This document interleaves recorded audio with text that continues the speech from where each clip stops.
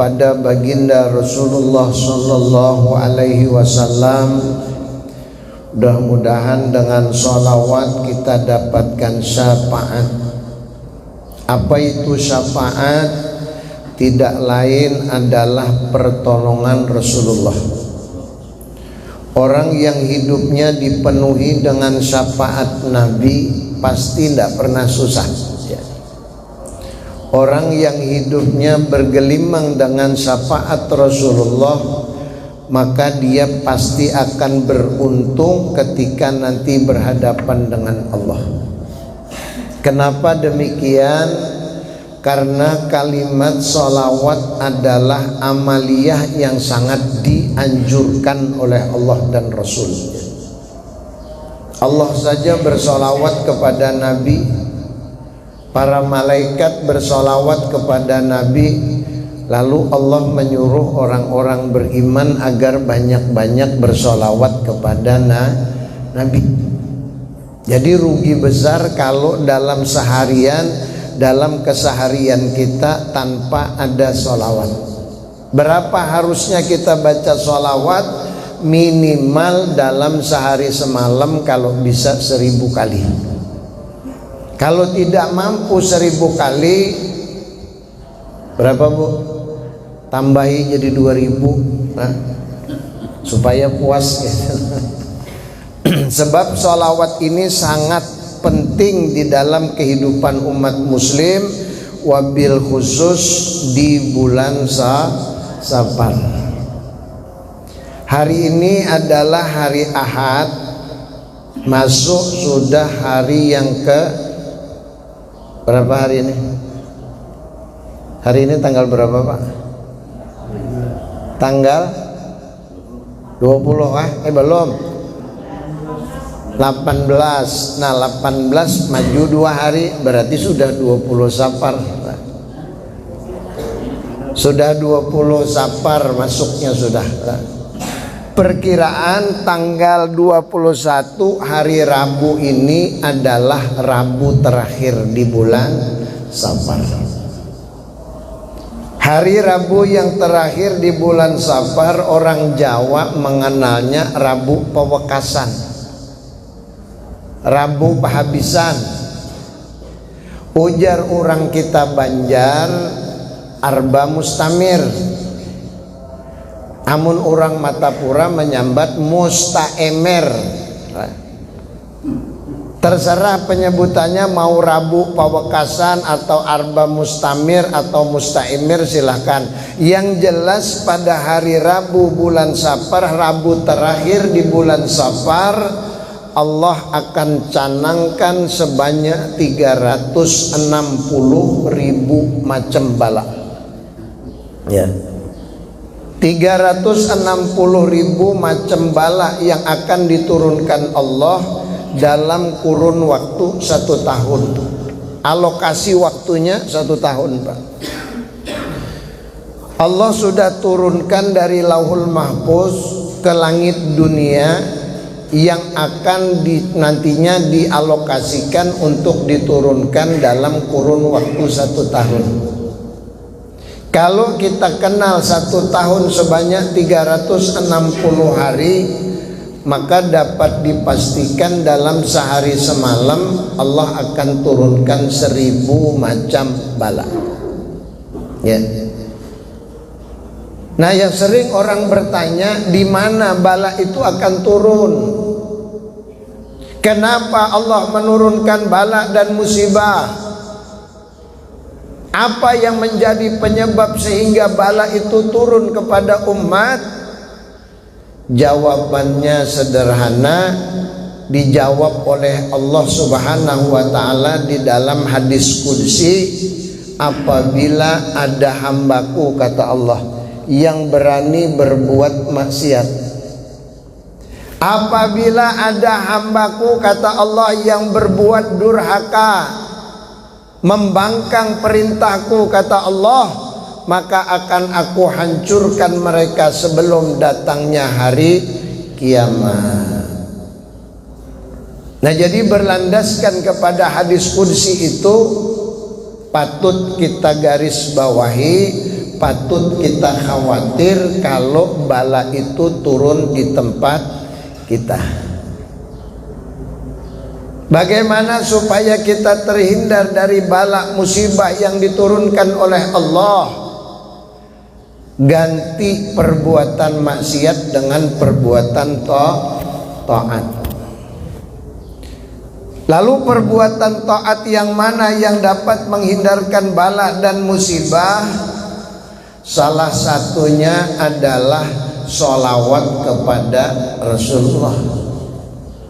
Salah satunya adalah bersedekah kepada hamba yang berhak menerima.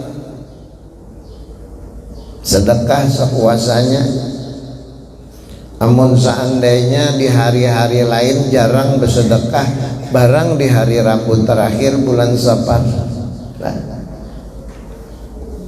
banyak-banyak bersedekah di bulan Safar, banyak-banyak bersalawat, banyak-banyak istighfar, kemudian lakukan perbuatan-perbuatan ibadah kepada Allah dalam rangka mencegah turunnya bala dan musibah. Sebab apabila ada hamba yang berbuat maksiat, yang berbuat durhaka, dapat dipastikan Allah akan turunkan bala di situ, Allah akan hancurkan. Banyak sudah contoh. Banyak Bapak Ibu contoh sudah. Kita melihat, menyaksikan, bahkan mohon maaf kadang kita merasakan kenapa Allah menurunkan bala, kenapa kita yang kena. Meskipun kita sudah melakukan berbagai macam ibadah, tidak menutup kemungkinan kita juga kena bala. Kenapa? Di sekitar kita banyak orang maksiat. Nah, begitu ada hamba yang berbuat maksiat, begitu ada yang durhaka kepada Allah, maka dapat dipastikan orang yang berada di tempat itu, bahkan yang berada di sekitarnya pun tidak menutup kemungkinan akan kena bala. Ambil contoh banjir, kada mungkin kalau sebuah rumah nang kebanjiran, kada mungkin. Ya kah? Ada mungkin sebuah rumah apa ya kebanjiran, pasti berataan karena apa yang menyebabkan sehingga Allah murka? Apa yang menyebabkan sehingga turun bala? Di antaranya perbuatan maksiat. Saya kasih contoh Bapak Ibu, mohon maaf ya. Kalau ada satu rumah orang berbuat zina, tahu berzina, tahu? Bahasa Inggrisnya kikuk-kikuk nah. Tapi kada sesuai lawan jalurnya. Nang kikuk-kikuk tadi itu nah, lah. Tapi lain ampun seorang. Bahasa Banjarnya ya kumpul hadangan. Lain bini seorang dikumpuli, lain laki seorang maka digauli. Artinya berzina. Apabila ada orang berzina di suatu tempat, di suatu rumah, maka Allah akan turunkan musibah yang terjadi tidak hanya rumah itu, melainkan 40 ke kanan, 40 rumah ke kiri, 40 rumah ke depan, 40 rumah ke belakang. Jika seandainya ada rumah di atas, bahkan ada rumah di bawah, maka 40 ke atas, 40 rumah ke bawah, semuaan kena. Tuh sekong aja nang berzina bae. Coba mau ada daerah orang tempat prostitusi, nah kabar? Hotel kah, penginapan kah, apartemen kah, rumah kah? Apalagi berada di sekitar hotel yang di situ gawian hari-hari berzina, nah kabar? Jangan salahkan Allah, jangan salahkan Rasulullah kalau ternyata bala itu turun beruntun ya. Kenapa? Tempat-tempat itu yang selalu menyebabkan turunnya bala. Makanya orang bahari bila ada terdapat orang berzina, arak orang sekampungan telanjangi orang. Jara tuh banginya kadua nih lagi lah. Ini kada didukung. Masuk ke ruangan, ke kamar, ke hotel, Kalau pang ditakoni mana surat nikah hikam, nggak ada. Kasarnya disiapakannya, tempat dibiarakannya, bahkan kadangkala ada yang disiapakannya bibiniannya. Artinya sarana untuk berbuat maksiat, berbuat durhaka, untuk berzina memang disiapkannya. Tidak pernah dia memikirkan akibat yang terjadi apabila Allah murka. Siapa yang menderita? Orang di sekitar. Ampunnya makam jihing-jihing di rumah. Nah, umpama nih orang bisi hotel, inya katanya di sini pang berdiam tuh di sana di Padang Nang Rami sana, di ibu kota negara nang setumat lagi berpindah kayak kisahnya nih lah. Pindahnya kemana ya? Tuh kok kehabisan burung berbunyi sana. Dalam hutan di situ anak dipindahnya. Apakah hajat kada tahu ya. Mereka berada di sana Bapak Ibu, tapi yang dia punya dia berikan kesempatan. Ini tidak bisa dipungkiri Pak. Hadisnya sahih. Bahkan ini hadis qudsi yang langsung Allah sampaikan kepada Rasulullah tanpa melalui perantaraan malaikat Jibril alaihissalam. Kalau Allah sudah sampaikan, Rasulullah sudah katakan, jangan pernah abaikan Pak, pasti terjadi. Jadi kada heran amun kita ini selalu ada ada lawas kebanjiran, ada lawas tinggalan, tertinggal spion aja lagi yang timbul.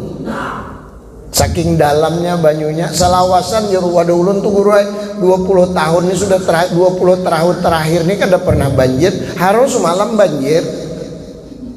Kenapa? Wallahu alam. Nah, yang jelas apabila terjadi sesuatu yang tidak nyaman di hati namanya bala. Napa nang kada nyaman di hati? Sambat aja bian. Banyak sekali perkara yang tidak nyaman di hati kita, yang menyebabkan hati kita tidak nyaman, itu adalah bala. Bahasa Arabnya ma yukrahu fil qalbi. Sesuatu yang dibuat hati kita tidak nyaman, sesuatu yang dibenci di hati, itu namanya bala. Sebaliknya, sesuatu yang nyaman di hati ngarannya rahmat. Makanya rahmat lawan si bala ini kan bermusuhan terus, ini bakal lahir terus. Awas ya rahmat bila ikam datang lah. Maka bila si bala ini datang biar orang kada datang nyamannya kada. Jelas Bapak Ibu ya. Nah jadi yang namanya bala ini pasti akan turun. Silakan. Bebuan pemburu nih. Pemburu majelis. Alhamdulillah Bapak Ibu ya, kita senang sekali kalau sudah majelis itu didatangi. Nah yang pemburu majelis ini insya Allah dapatkan kelebihan yang luar biasa ya. Saya kasih gambaran Bapak Ibu sebelum saya lanjut ya. Datang ke satu majelis ilmu, Allah sudah siapkan minimal 1000 rakaat sholat sunat. Saya yakin tidak mungkin kita sanggup melakukan sholat sunat 1000 rakaat. Tidak sanggup Pak ya. 100 rakaat saja kita non-stop 4 jam Pak, baru selesai ya. Standarnya 3 jam. 100 rakaat sholat sunat, ayatnya standar saja Fatihah, kuliah, Fatihah, kulhu. Itu lakukan 100 rakaat non-stop, tidak ada istirahat 2 jam. Paling kalau ada 3 jam. Amun sambil istirahat 4 jam 100 rakaat. Artinya bila 1000 rakaat berapa ya? 40 jam pian 2 hari 2 malam ya tuntung. Nah sekali pian duduk di majelis nang kayak ini dapat 1000 rakaat. Tempatnya nyaman. Ada AC-nya, ada kipas angin. Kadang-kadang banyak duduk suruh nyurang banyu. Coba mun di rumah sudah panas. Nah itu ya tuh koler juga lah. Nalih Bapak Ibu, sulit Bapak Ibu kalau kita sudah malas ke majelis ilmu, berat kita menghadapi kehidupan. Makanya saya sering bilang di majelis-majelis seperti ini, benteng terakhir kita untuk selamat hidup dunia akhirat tinggal majelis ilmu, Pak. Mohon maaf, di pondok pesantren pernah enggak dulunya? Belum pernah.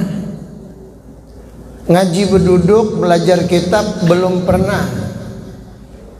Begitu kita mulai angkat takbir, mohon maaf, banyak yang kita bingung. Bagaimana sih sholat yang benar? Bagaimana supaya sholat kita khusyuk? Bagaimana sholat kita supaya memenuhi syarat dan rukun? Kadang kita tidak ngerti. Kenapa? Karena minimnya belajar tentang hal tersebut. Nah, jadi kalau di masa-masa akhir seperti usia kita sekarang, malas kita ke majelis ilmu, saya yakin pasti banyak ibadah-ibadah yang terlupakan, terabaikan, bahkan banyak ibadah yang ditinggalkan. Padahal Allah persiapkan sekian banyak pahala yang luar biasa. Sayyidina Anas radhiyallahu an, Anas bin Malik, sahabat Rasulullah. Anas bin Malik itu di suatu keadaan, di suatu waktu berkumpul dengan Rasulullah. Lalu Rasulullah bercerita tentang kelebihan yang dilakukan oleh umat begitu menjelang subuh dan setelah selesai sholat subuh. Kemudian Rasulullah bercerita lagi tentang hal yang lain. Ternyata Sayyidina Anas bin Malik ini menangis, Pak. Menangis, Sayyidina Anas bin Malik menangis di hadapan Rasulullah. Lalu Rasulullah melihat, wahai Anas, kenapa engkau jadi menangis? Kenapa? Sayyidina Anas menjawab kepada Rasulullah, ya Rasulullah, bagaimana saya tidak menangis? Hari ini saya terlambat untuk datang sholat sunat subuh. Hari ini saya tidak sempat ikut sholat sunat subuh. Kenapa? Terlambat bangun, kata Sayyidina Anas. Menangis, Pak Sayyidina. Kenapa Sayyidina Anas menangis? Karena beliau khawatir, beliau merasa rugi. Sebab orang yang melakukan sholat sunat subuh, Allah kasih pahala sebesar dunia. Allah kasih pahala sebesar dunia. Hadisnya sahih. Buka kitabnya, tak gunakan guru yang lain. Begitu kita tidak sempat sholat sunat subuh, maka ruginya luar biasa. Sayyidina Anas menangis lah kada sempat sholat sunat subuh. Rugi aku jersidin. Biasanya sempat ikut sholat sunat subuh, kenapa hari ini kada sempat, merasa rugi benar, lalu menangis Sayyidina Anas bin Malik lah. Cuma nang heran orang wah ini, jangankan sholat sunat subuh, kada sembahyang subuh, kada dapat, sedih rada lah.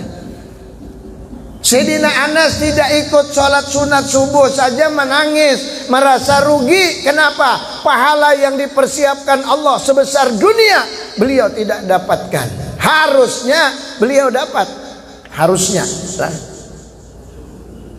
Karena kada dapat lalu merasa rugi. Sembahyang subuhnya sempat berjamaah pulang. Sholat subuh berjamaah tepat waktu, terserah mau di masjid, mau di langgar atau di rumah, dapat berapa pahala. Sama seperti ibadah semalam suntuk, Pak. Jadi kalau kita sholat sunat subuh, pahalanya sebesar dunia, isinya iya subuhnya. Apalagi selesai sholat subuh, kita isi dengan ibadah sampai masuk waktu isyraq.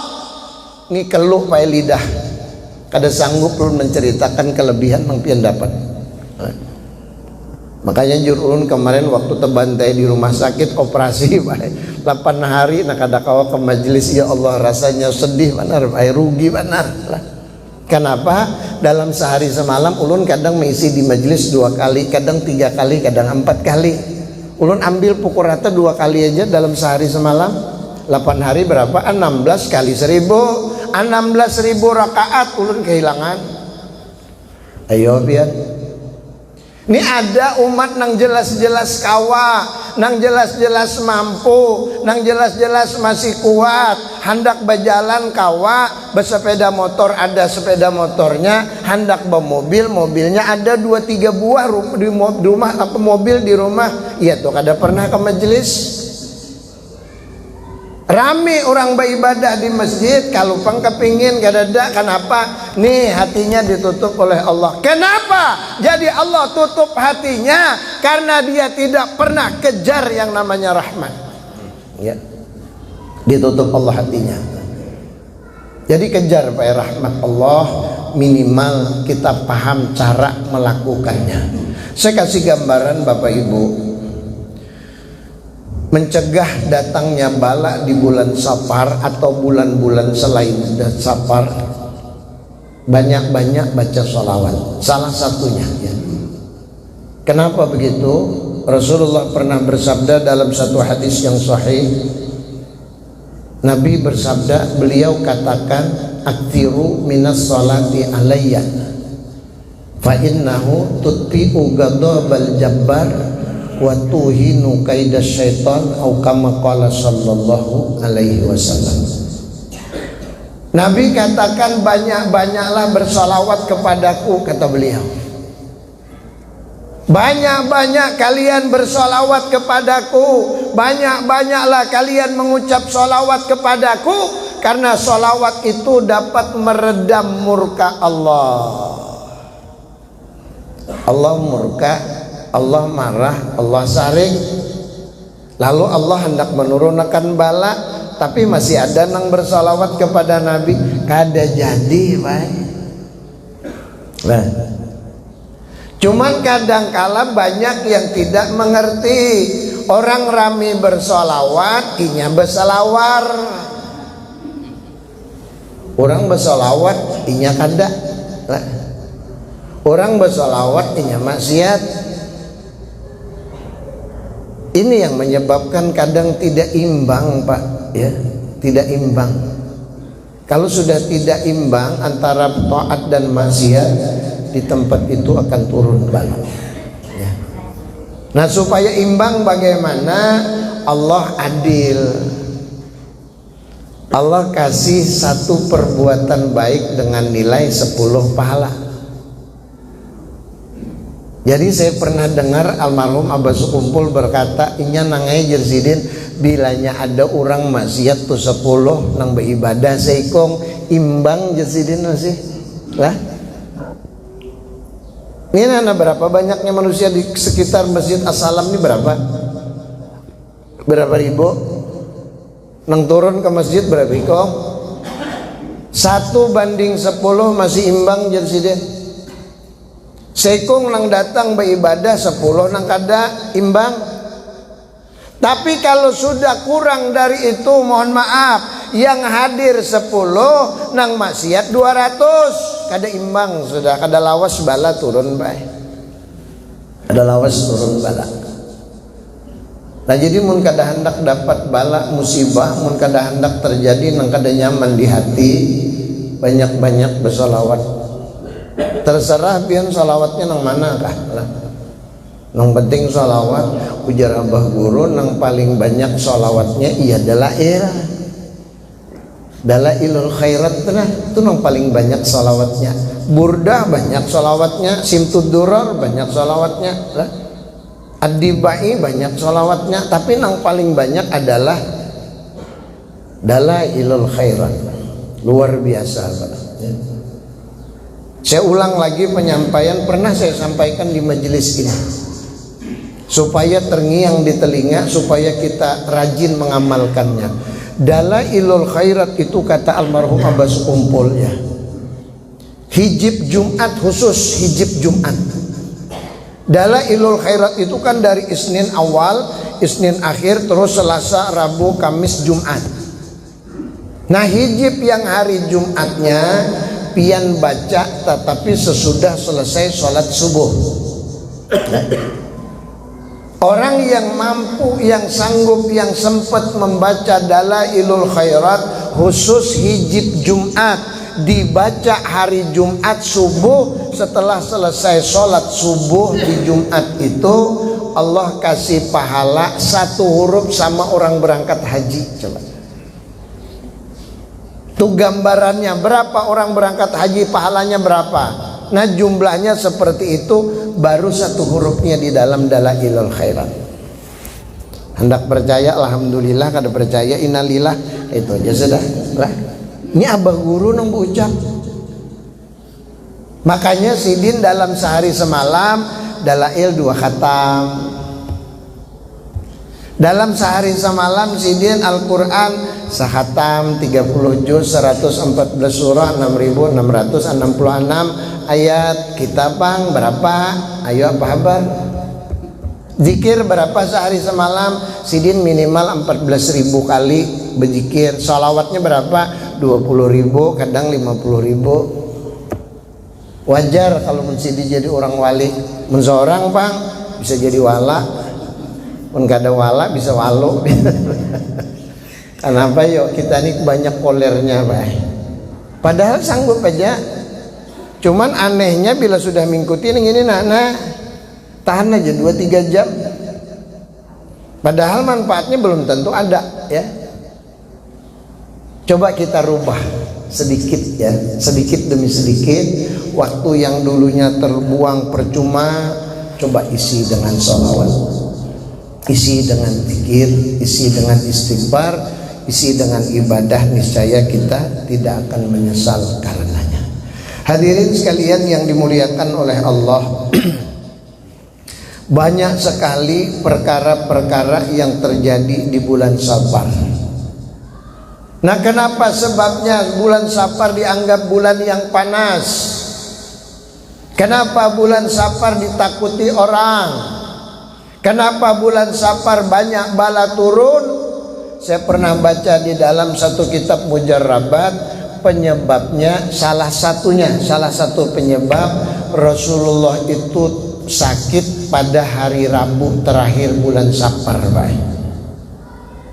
Rasulullah sakit yang terakhir yang sampai beliau membawa umur, artinya beliau meninggal di tanggal 12 hari Senin bulan Rabiul Awal juga. Nabi itu wafatnya di bulan Rabiul Awal. Cuman sakitnya di bulan Safar. Banyak masyarakat pada saat itu yang sedih, termasuk pada sahabat Nabi sangat bersedih kenapa Rasulullah sakit pada saat itu ya. Nah, lalu di dalam hal yang lain ada juga yang mengatakan bahwasanya kenapa bulan Safar itu adalah bulan yang sial. Orang-orang jahiliyah dulu Pak ya, mereka paling takut kalau sudah datang bulan Safar. Kalau hari Rabu terakhir bulan Safar, orang jahiliyah itu mereka kunci pintu. Mereka tidak melakukan aktivitas apapun. Mereka tidak pergi berdagang, mereka hanya di rumah saja. Tapi orang jahiliyah. Nah, sekarang kita melawani, menyaingi kebiasaan orang jahiliyah, kita rubah. Ujar Habib dari Pasuruan, ujar Sidin dirubah. Silakan kita turun pada rumah, kada usah kunci rumah, kada usah. Silakan lakukan aktivitas, lakukan kegiatan, tetapi kegiatan aktivitasnya yang menggambarkan, menunjukkan bahwa kita adalah hamba yang takut dengan ancaman Allah, sehingga kita lakukanlah berbagai macam ibadah. Salah satunya sholat sunat, tujuannya daf'il bala. Sehingga ada yang mengatakan sholat sunat daf'il bala, sunat yang menolak bala. Nah, lalu begitu kita teliti bagaimana pelaksanaannya, ternyata sholat hajat cuma dilakukan tanggal hari Rabu terakhir bulan Safar, tujuannya lidaf'il balai, untuk menolak bala, tapi nang dilakukan sholat hajat. Sholat hajat bersama-sama tujuannya untuk menolak bala. Sujud terakhir setelah sholawat 10, tasbih 10, Rabbana atina fid dunya hasanah wa fil akhirati hasanah wa qina adzabannar 10, lanjut dengan tasbih Nabi Yunus kalau perlu 60 sampai bujur-bujur marinyut di kepala. Bebaya bangun raum lah kelawasan sujudnya. Nah jadi yang dibaca itu terakhir baru berdoa, ya Allah ya Tuhanku, hindarkan kami dari bala yang akan Engkau turunkan. Itu namanya lidaf'il bala. Sembahyang sunat biasa ada namadakan sunat mutlak. Sembahyang sunat 2 rakaat, masalah ayatnya bebas. Ayat langganan kayu situ. Yang penting sembahyang sunat tujuannya menolak bala. Alangkah baiknya dilakukan bersama-sama. Nah setelah itu kita baca Al-Quran. Apa yang dibaca di dalam Al-Quran, anjuran para ulama, termasuk ulama-ulama kita di Martapura menganjurkan baca surah Yasin sampai kalimat salamun qaulam mir rabbir rahim. Berapa? Ulangi 360 kali, meimbangi itu tadi bala nang akan turun, supaya setahunan kita selamat dari mara bahaya bala musibah. Setelah itu apalagi banyak-banyak bersolawat, banyak istighfar, banyak-banyak bersedekah. Ada bisi duit 10 juta, sedekahkan semua. Pas gerak makan disesuaikan, baik sesuaikan, kita bersedekah itu sesuaikan. Amunnya ada nang disedekahkan, sedekahkan. Kayak ini nah, turun pian pada masjidnya nah. Barangnya berapa ada di kantong nah. Perlu siapakan memang, karena sedekah subuh ini dasar saya. Dasarnya luar biasa ya. Makbul Pak.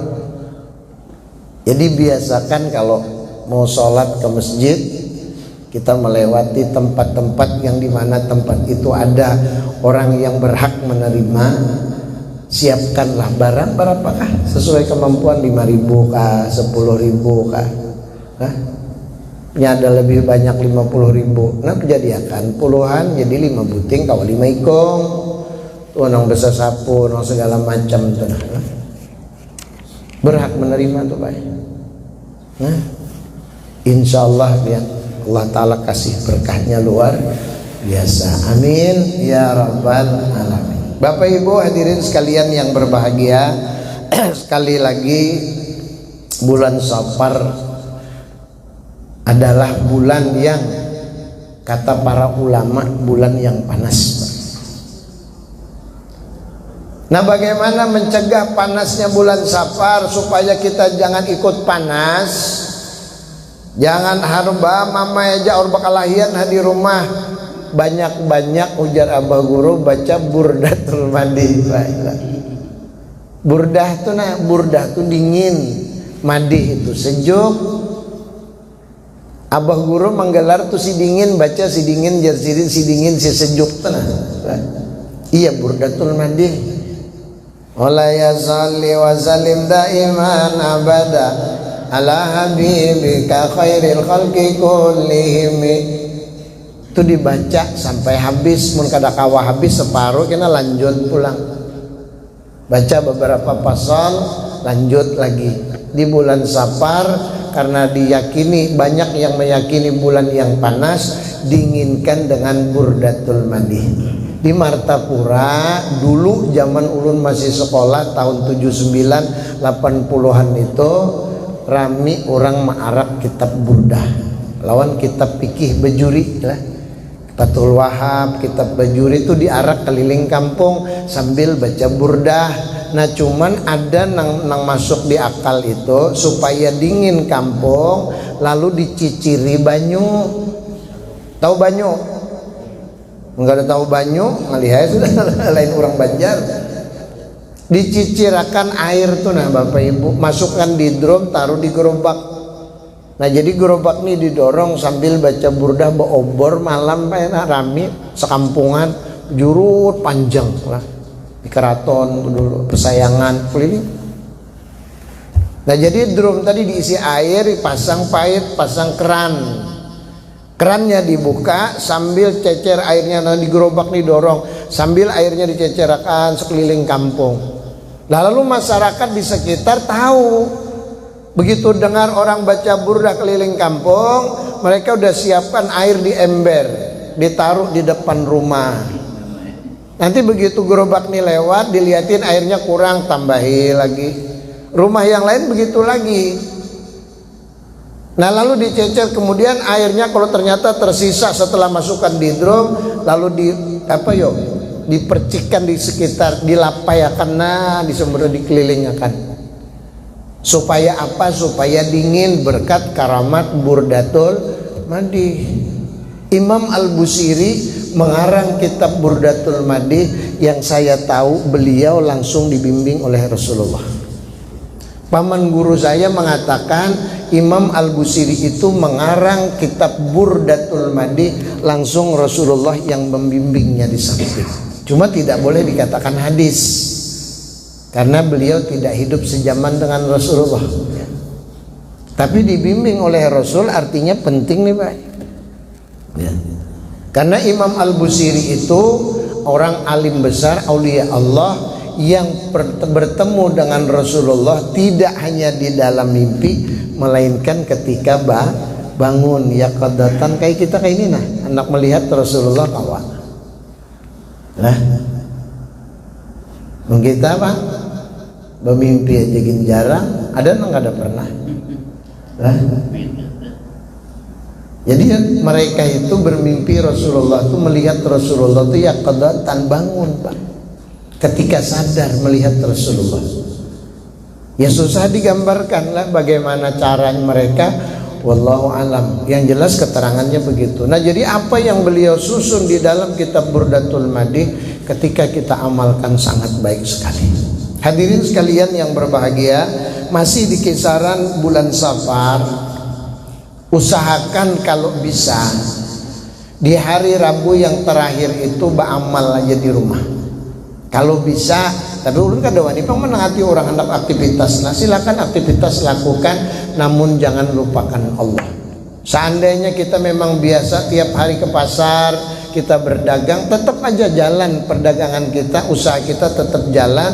Tetapi kalau biasanya jarang kita melakukan ibadah, harus sisihkan sebagian waktu untuk melakukan ibadah, baik sholat sunnah, baca Quran, atau bertahlil, atau bersedekah tadi.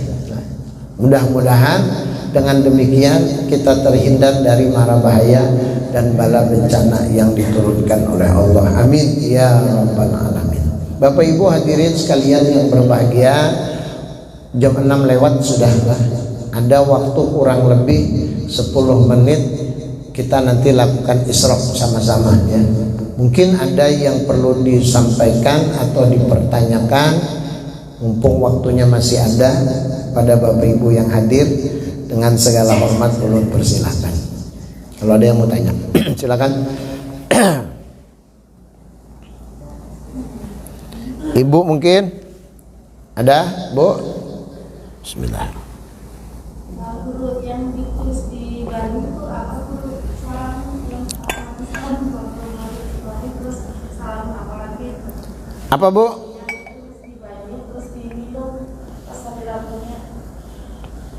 Maksudnya yang diamalkan di bulan Safar itu di hari Rabu itu. Apa tadi, apa itu pertanyaannya kurang jelas nah?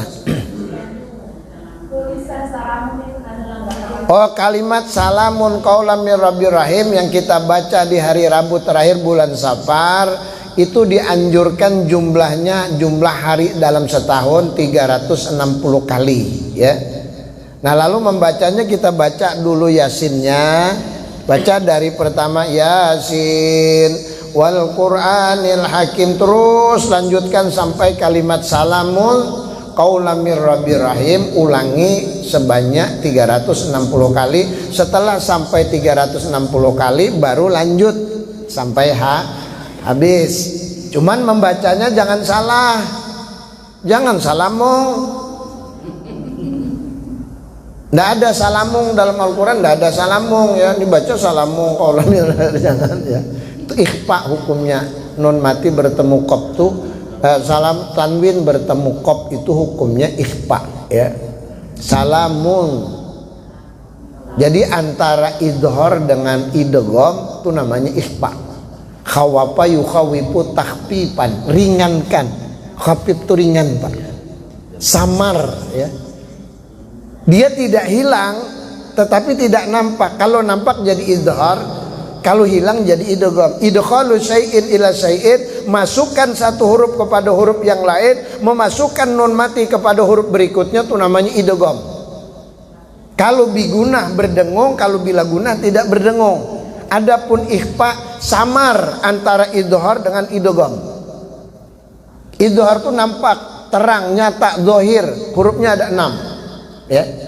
Kalau idgham hurufnya ada 6. Terbagi 2, ada ma'al gunah, ada bila gunah. Ma'al gunah 4, bila gunah 2. Jadi kalau yang namanya ikhfa tidak boleh dibaca jelas.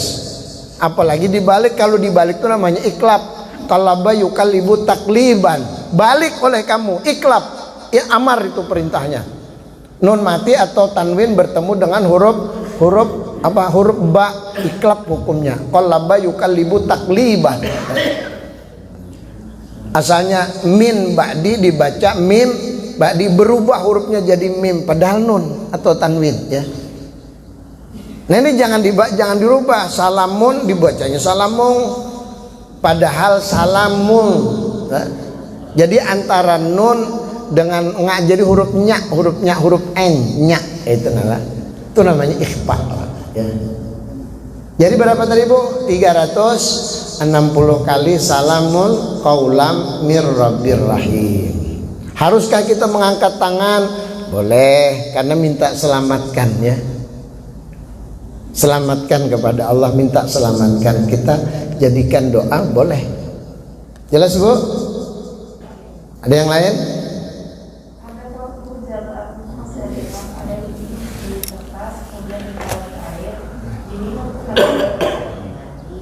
Maksudnya yang salamun qaulam rabbil rahim tadi ditiupakan ke banyu. Oh, ditulis di kertas, kemudian direndam ke banyu, baru dikinum banyunya. Bolehkah? Boleh. Cuman disesadangnya nginumnya jangan terlalu banyak. Gembong parut kira enggak banyak karena. Bolehkah? Boleh. Dulu zaman kami masih di pondok pesantren Darussalam, setiap datangnya Rabu Mustamir itu kami tidak ada kegiatan lain kecuali ibadah. Salah satunya membuat tulisan Bismillahirrahmanirrahim atau salamun qaulam mir rabbir rahim, ditulis 360 kali lah. Kemudian dilipat jadi akan jimat, mengambil berkah tabarukan dari ayat. Nah itu boleh, bukan menuhanakan ayat kadang lah.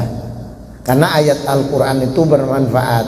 Ada lagi yang melakukan seperti yang Ibu sampaikan tadi, ditulis di kertas salamun qaulam mir rabbir rahim, jangan sebuting aja banyak-banyak tulisannya. Nah, gulung masukkan ke banyu, tadi setetah malaman, jangan lawasan merandam 3 tahun pian hancur lah. Satu mati merandam kena diminum, bolehkah? Boleh, tabarukan. Yang penting jangan menuhanakan ke situ, minta tetap kepada Allah, mengambil berkah dari ayat Al-Quran. Jelas Bu? Ada yang lain atau Bapak? Ada? Tidak ada. Nah sekarang saya tambah sedikit lagi Bapak Ibu, ya. Bulan Safar ini adalah bulan yang sudah dikenal oleh sekian kalangan masyarakat, terutama masyarakat Kalimantan Selatan yang kita kenal orang Banjar. Orang Banjar tahu benar pian, tapi orang Jawa banyak yang kadang melaksanakan itu.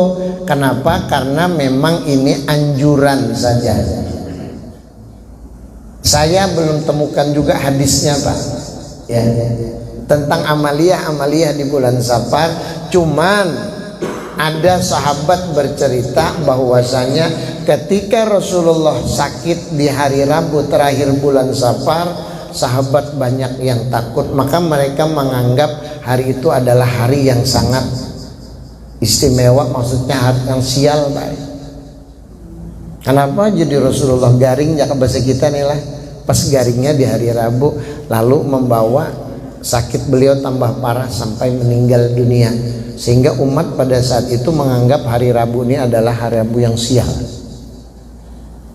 Nah, lalu banyak ulama yang berpendapat, berkembanglah pendapat, salah satunya di Martapura, Banjarmasin, itu setiap datang bulan Safar selalu dilakukan ibadah bersama. Di masjid itu sering dilakukan. Yaitu tadi yang dilakukan sholat sunat, tujuannya lidab ilbala. Nah, jadi bagus kalau seandainya kita mau melakukan hal tersebut ya. Sholat hajat, yuk sama-sama bahajat minta Allah Ta'ala mudah-mudahan terhindar dari bala. Kenapa? Karena bala bilang kada ketangkisan lagi Pak. Akhir-akhir ini pian musim hujan, kenapa? Bakal banyak orang kebakaran. Hampir hari-hari Pak, ada aja di mana-mana kan. Ngomong sudah kena bila pemadam, ya toh di mana kan pulang lihat bila ada pina jabul kukus, nah di situ tuh anaknya kebakaran.